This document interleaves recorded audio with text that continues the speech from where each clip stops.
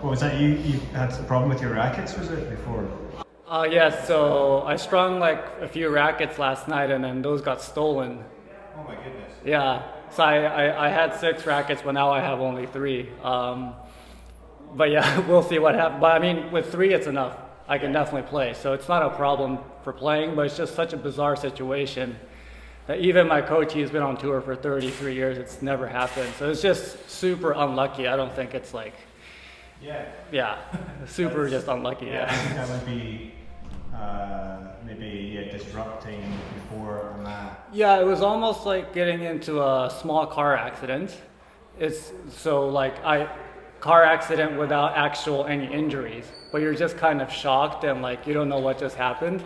And I am a little bit fatigued from all the matches I've been playing. So like it wasn't. I had to switch my mindset a little bit to like kind of give myself space in the beginning of the match. And I knew I wasn't gonna feel like super great in the beginning. So and then he came out playing very well. But yeah. Yeah, let's talk about the tennis then. Because the match, even though the first set was 6-3, it wasn't straightforward. You got broken twice, but you fought pretty well, returned well, good points, construction to get back into it. And then even I think when you were serving for the first set, you had a lot of pressure before you got it done. And then I think even in the second set, you had love 40 on your service game. So yeah, tell me how did you get through that match? Yeah, I mean the score definitely doesn't represent how tough the match was. I mean he definitely put me on a lot of pressure. Like I had to play well all the time in order to keep my lead. So if I like let down a little bit, he would start like dominating the points very quickly. So yeah, I mean he was in the top 100 once already. He's quite young and very up and coming player. I think so. And the conditions are not easy to keep your serve in an easy fashion. The balls are quite heavy and it's not easy to get the ball through the court. Especially if both the guys are returning well, then it's, it tends to get into these kind of very high speed, low rallies. So it's not easy to dominate the game really. But yeah, the key was to keep him kind of on his back foot a little bit so that he couldn't swing at it the whole time. So yeah, obviously you're into another final and you already won the title in Taipei, so it's been a good couple of weeks for you already.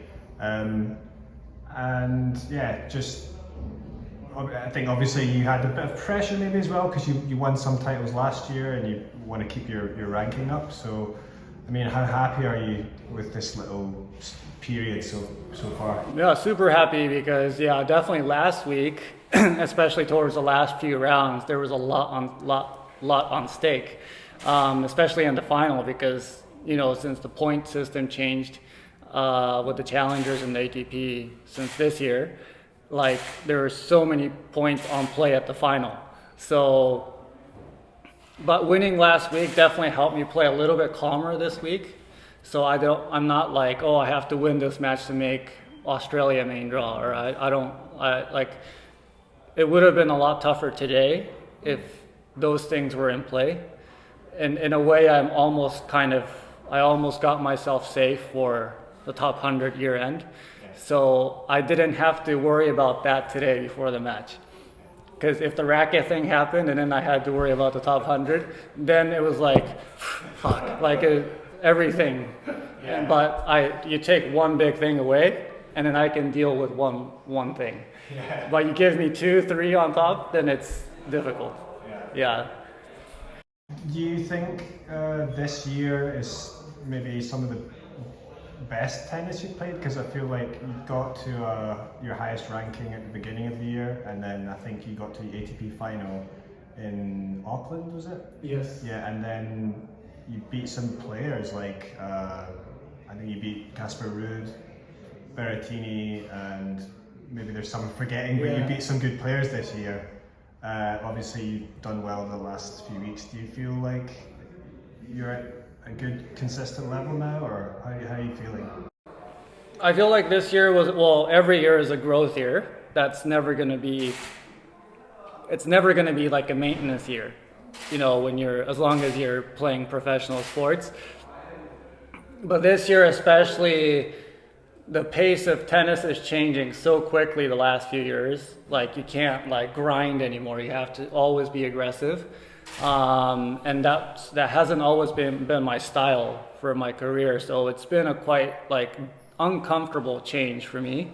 So this year I lost a lot of matches where I'm playing well, but like I'm, you know, serving for the match and I lose, or many close matches that I've lost in like around the middle of the year that were very, very painful. Also because I didn't feel as comfortable playing aggressively. Now it feels a little bit more natural to me, and that's why I think I'm able to win these matches consecutively. But if, you know, to keep the pressure on the opponent, it felt very like out of, like in the red zone for me the last few months. But these last couple of weeks, or even since the Asian swing, I feel it's been more natural, and yeah. Anything else? Or I'll ask one more then. Just, I think you had some sort of comments recently about the sort of like schedule and the points and I think more of the prize money you're wanting to make it easier for players like yourself to get into bigger tournaments. Do you think because this year and increasingly we have more of the bigger Masters tournaments as well, do you think this is something that you'd like to see more of, or what's your thoughts in general? Well, I just feel like the Masters expansion is not a bad thing. I think it's a good thing, but the problem is for me that there are too many tournaments every single week. So this week there are 5 tournaments, 5 challengers around the world and 2 ATP. And then throughout the summer, like there are 5-6 challengers every single week. And this is on the second week of the Masters. Like, so everybody's playing over 30 weeks a year. And that's a lot. That's a lot of tennis. Like a lot of travel. So even this swing where the travel is easy, like I go Tokyo, Taipei, Seoul, Matsuyama, it's relatively very simple traveling. But these tournaments, okay, now I make money maybe because I'm in the finals. But if I'm in the second round quarters and I have a coach, then I'm not earning money. And this takes, you know, these weeks take up like half the calendar. So you're playing 15, 20 tournaments where you're really on the minus or the plus like this. And then like these tournaments, they do take a lot of effort because you are in tension because you want to win, you want to do well, you're preparing the night before to not eat anything bad. You know, you sleep properly. So it's not like if you play an exhibition, you know, you're relaxed. You don't have to be worried or nervous about the match really. But these matches, you know, you are nervous it's not like just because we play a lot, the nerves are less. So it does take a lot of effort for very little. I mean, I know that tennis is so popular now in Korea. I mean, I heard like it's really hard to get courts and all that stuff, you know. But there's nobody watching the first few days of the tournament. And this is not because it's because there's so many tournaments, people have no idea what's going on, like with the circuit. Like nobody knows in Asia that we just had a tournament in Taipei, a pretty big one. I mean, for Asia, it's a big deal to have a 125. So yeah, these things it's a lot of effort for very little, for you to just be able to keep yourself above water. Yeah. And you know, I think when you are traveling 80% of the year, it's a little too much. I think when you're spending more than half the time away from home, then you don't have a home, right? Like for me, it's like, so they've kind of created a situation where you're living on the road and paying for it. And it's a little like, it takes a lot. And it would be good if the fans knew what was going on in terms of the amount of effort it takes to come to these places and play. If it was recognized, then I'd be like, yeah, I'll put the effort in. Doesn't matter if I win or if I earn money or not. But when I explain these situations to somebody who doesn't know how the tennis circuit works, but they're like, they don't really understand. They just see the bigger tournaments and like, oh, you're lucky that you're able to play. Okay, but you don't know the other 25 weeks. It's of course nice. You go to Paris, you play in Roland Garros, you play it's amazing. I'm super privileged, but you need to fight 2 hours every day in these tournaments to get there for 20, 30 weeks a year. So that's the part where it gets very under-recognized. And it's a shame because there's a lot of good tennis going on. Like, it's very high-level tennis that a lot of people are missing out on. So, and every week, so every week, everywhere in the world. So that's what I think is a shame. Yeah, I think it's just like big tournaments, a lot of prize money, and then slightly smaller tournaments. It's quite a big difference in the prize money and exposure. So it's different. For me, it's not that much about making more money. It's just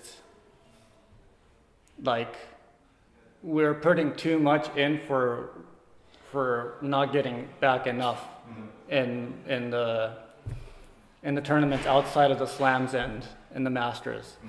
So I think our main tournaments should be the big events, and then some other events, because you need some matches in order to know who is 100 in the world and 150 in the world. But you don't need 30 tournaments for them to know if this guy is doing better than the other guy. You can maybe have 10, 15 instead of 25, 30. So, and then you would have a lot less injury. I mean, all these guys that are doing really well now, the younger guys like 24, 23 years old, when they're 27, 28, now they don't care because they just go full and then, but when they're 28 and they're tired and maybe one girlfriend breaks up with them because they haven't been home for, maybe that happens again. They're like, oh my God, I lost a lot of my life to just stay in the circuit, right? Like not to, we're not even talking about like the top 1, 2 guys, but just, yeah. It's difficult. Yeah.